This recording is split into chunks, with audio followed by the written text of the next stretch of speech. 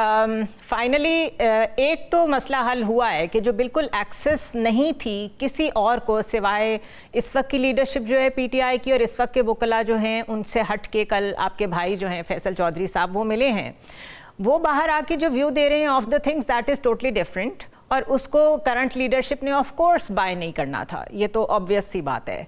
तो अभी क्या कोई आपको आने वाले वक्त में लग रहा है कि कोई डिफरेंट डिसीजन मेकिंग आएगी बानी पीटीआई की तरफ से?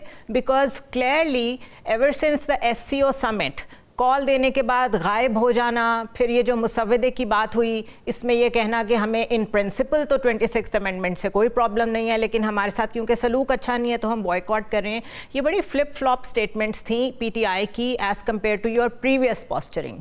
तो आप क्या कोई चेंज देख रहे हैं आने वाले वक्त में, या ये अब इसी तरह ल्यूकवार्म रिस्पॉन्स चलेगा? नहीं जुनैरा, बिल्कुल आपने सही पॉइंट आउट किया है। देखिए ना, जो अभी तक चल रहा है वो तो बिल्कुल ऐसे लग रहा है कि खंडरे बच्चों के हाथ में कोई खेलने का खिलौना आ गया है।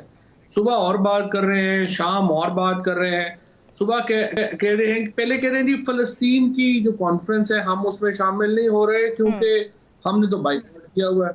अगले दिन जाके वो अमेंडमेंट कमेटी में बैठ जाते हैं। शाम को कह रहे हैं कि जी हमने वो मसवदा जो है उस पर हमें कोई एतराज नहीं है, और अगले दिन हम चीफ जस्टिस की जो अपॉइंटमेंट की कमेटी है उसको हम उसमें नहीं बैठते। फिर जब जजेस की कॉन्स्टिट्यूशन बेंचेस की कमेटी आती है उसमें फिर जाके बैठ जाते हैं। कॉल जो है वो ऐसे दे रहे हैं कि सुबह कॉल दे रहे हैं कि जी शाम को सारे जो है वो पहुंच जाए फलानी जगह आपके ऊपर, शाम को कॉल दे रहे हैं कि वो हमने वेन्यू चेंज कर दिया, आप उधर पहुंच जाए। I mean what is this? और फिर देखिए जो सबसे मज़ाका खेज बात यह है, दो चीजें। एक तो आपने कॉल दी, उसमें वर्कर सारे जो बेचारे अरेस्ट हो गए, और उसके बाद सेक्रेटरी जनरल साहब की ट्वीट आ रही है कि देखिए हम अरेस्ट तो नहीं हो सकते, अगर मैं अरेस्ट हो गया तो मौलाना फजल रहमान से कौन मिलेगा? आई मीन लोग जो कहते हैं वो क्या they are children of lesser god. आप कैसे ये पॉलिटिकल पार्टी जो है, ये जब उनसे रेस की गई थी तो उन्होंने कहा जी ये स्ट्रैटेजी का हिस्सा है। क्या स्ट्रैटेजी का हिस्सा है कि जो आने वाला इजलास है उसमें कहीं हमारे एमएनएस को, हमारे सेनेटर्स को अगवा ना कर लिया जाए, और उसके बाद क्लेम कर रहे हैं कि वो अगवा हुए, उसमें से लोग जो हैं वो डिफेक्ट किए, तो इसका मतलब है आपकी स्ट्रैटेजी फेल हुई है? नहीं, वो भी जरा देखिए कि आपने पूरा एक जो है वो नैरेटिव बनाया। उमर अयूब ने पूरी तकरीर की कि किस तरह से लोगों के साथ जुल्म हुए, जातियां हुए, उठाया गया, और फिर उसके बाद अगले दिन आपने उनको नोटिस जारी कर दिए कि नहीं असल में वही सारे गद्दार थे। एग्जैक्टली। और ये तो आप मतलब अजीबोगरीब चीजें हैं। फिर आप अभी जो जिसका ये जो फैसल का हुआ कल कि वो जब मिला खान साहब को, तो खान साहब ने उसको ये कहा 3 हफ्ते में ये दूसरे तुम आदमी हो जिससे मैं मिल रहा हूँ। और उसके बाद उन्होंने अपनी जो सुनाई कि जिस तरह से वो वहां पे रह रहे हैं, यानी आप देखिए कि तो इन 3 हफ्तों में जो कहा जा रहा था कि बैरिस्टर गौहर की मुलाकात हो गई है, एक्सेस दे दी गई है, वो क्या सब गलत बयानी थी? कोई मुलाकात नहीं हुई किसी से जो है वो कुछ नहीं हुआ, और उनको सिर्फ एक पिंजरे में जो 6x9 का एक पिंजरा है उसमें रखा गया। सिर्फ 1.5 घंटे रोज जो है उनको वहां से निकाला जाता था, जबकि बाकी सारे जो कैदी हैं वो सुबह 6 बजे से शाम 6 बजे तक जो है वो आजाद होते हैं, वो बाहर निकलते हैं। इनको खान साहब को टीवी, अखबार, सब सहूलतें वापस ले ली गई। खाना जो आप अपने पैसे जमा करवाते हैं और आपको खाना आप अपना बनवा सकते हैं, उनसे वो खाने की सहूलत जो है वो वापस ले ली गई। यानी एक he was like in a terrible shape, और लोग मिलके आए हैं, और जिस पे फैसल का झगड़ा हुआ जो जिसके बाद उन्होंने उनको अपने व्हाट्सएप ग्रुप से निकाल दिया, और उसके बाद इल्जामात की भी भरमार हो गई। आपको भी अजहर मशवानी ने ट्वीट किया हुआ है कि आप हमारी करंट लीडरशिप पे अटैक करने के बजाय आके हमें ज्वाइन कर लें, तो ख़ुद तो वो पाकिस्तान से बाहर हैं, और ज़्यादातर जो अकाउंट्स एक्टिव हैं वो सारे वो लोग हैं जो पाकिस्तान से बाहर हैं। आप यहाँ ग्राउंड पे मौजूद हैं, तो फिर आपको लगता नहीं है आपको जाके मिलना चाहिए बानी पीटीआई से और आपको फिर लीड लेनी चाहिए? देखिए, अब पहली बात तो ये है, नहीं अजहर तो I must say is one of the Sen guys, जो बाहर भी है लेकिन उसकी बड़ी कुर्बानियां हैं, और इसी जो हमाद अजहर हैं, असलम इकबाल हैं, ये लोग सारे जो है ये बेशक यहाँ पे ना भी हो लेकिन इनकी कुर्बानियों से इनकार नहीं किया जा सकता। लेकिन जो प्रॉब्लम है देखो ये है कि अब तक तो एक्सेस ही नहीं है इमरान। अब खुशी की बात ये है कि जो बुशरा बीबी और अलीमा बीबी रिहा हुई हैं, तो अब कम से कम ये हो जाएगा कि इमरान खान को कोई सच बात तो बता सकेगा ना। अभी तक तो उन तक को पता ही नहीं चल रहा उनको कि बाहर ग्राउंड सिचुएशन है क्या।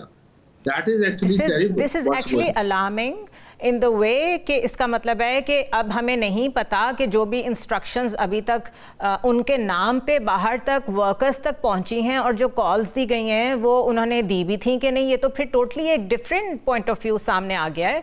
और फजलुर रहमान साहब के साथ जो कनेक्ट किया है पीटीआई की लीडरशिप ने, उनको ओन भी करते हैं, फिर डिस्टेंस भी करते हैं। अब मौलाना दोबारा कॉल दे रहे हैं कि ये जो इलेक्शंस हैं ये दोबारा होने चाहिए, वो दोबारा अपने पहले वाले स्टांस पे वापस आ रहे हैं। तो अभी आपको फ्यूचर में पीटीआई की लीडरशिप किधर नजर आ रही है? देखिए, मौलाना ने तो पाकिस्तान को बचाया है। अगर ये ओरिजिनल अमेंडमेंट जो पास करवा रहे थे, अगर वो पास हो जाती तो पाकिस्तान तो बिल्कुल ही एक आप समझिए कि नॉर्थ कोरिया ही बन गया था।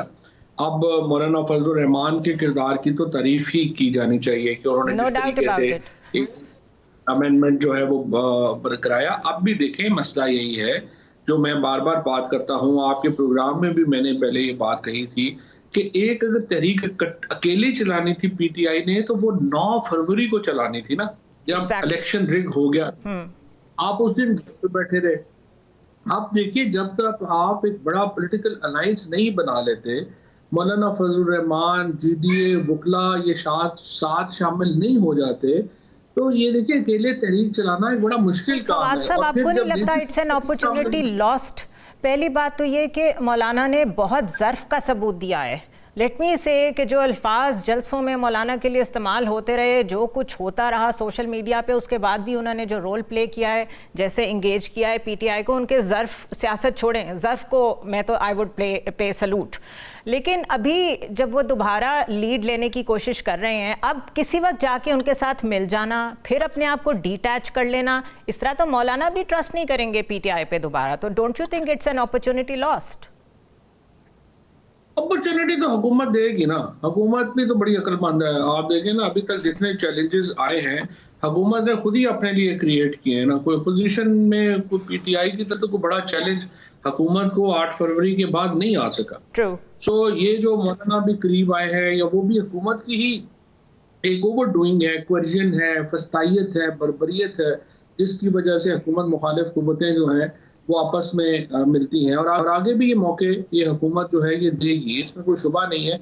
ये बात आपकी सही है कि अभी तक बड़ी अपॉर्चुनिटीज मिस की हैं तरीके इंसाफ ने भी। और अभी मैं समझता हूँ कि देखा, जमात इस्लामी अकेला करके प्रोटेस्ट उन्होंने देख लिया है, उसमें से कुछ नहीं निकला। जब तक Jamaat Islami, JUI, PTI, GDA और वकला ये 5 कुव्वतें इकट्ठी नहीं होती, हुकूमत को एक सही इफेक्टिव रेजिस्टेंस देना जो है वो मुश्किल है। और अभी ऑपोजिशन का ही रोल नजर आ रहा है आगे आगे पॉलिटिक्स में, बिकॉज 26th अमेंडमेंट के बाद उन्हें कहीं से कोई इंस्टीट्यूशनल कोर्शन का सामना तो नहीं है, जो वो कहते थे कि जी हमारे पे बड़ी मुश्किलें आ जाती हैं क्योंकि जजेस का एक्टिविज्म हमारे रास्ते में आ जाता है। तो अभी तो फिर थॉरो पॉलिटिकल ऑपोजिशन की ही जरूरत है। आपको नजर आ रही है वो होती हुई?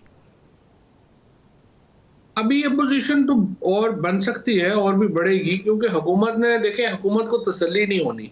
अभी भी ये जो अमेंडमेंट लेके आए हैं, इतनी उन्होंने इसमें जान लगाई है, बट अगर आप इसको कंटेंट देखेंगी तो आप देखिएगा कि आप प्रोग्राम में आप ये बात बेशक रिकॉर्ड कर ले, सिर्फ चंद हफ्ते आप देंगी, अगर सुप्रीम कोर्ट आजादाना काम किया तो ये हम पहली पोजीशन पे वापस आ जाएंगे।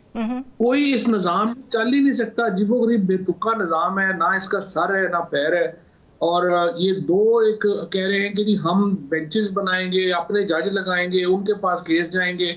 इस तरह थोड़ी होता है, ना ही इससे पुशबैक आएगी। और आज ही आपने देखा एक पुशबैक तो आ ही गया ना, कि जो उन्होंने ऑर्डिनेंस जारी किया हुकूमत ने, वो तो प्रैक्टिकली खत्म हो गया, क्योंकि जाइया ने अपने 2 सीनियर उसमें जो है वो शामिल कर लिया। सो हुकूमत को पुशबैक मिलेगी जुडिशरी से। ये आसान नहीं होगा।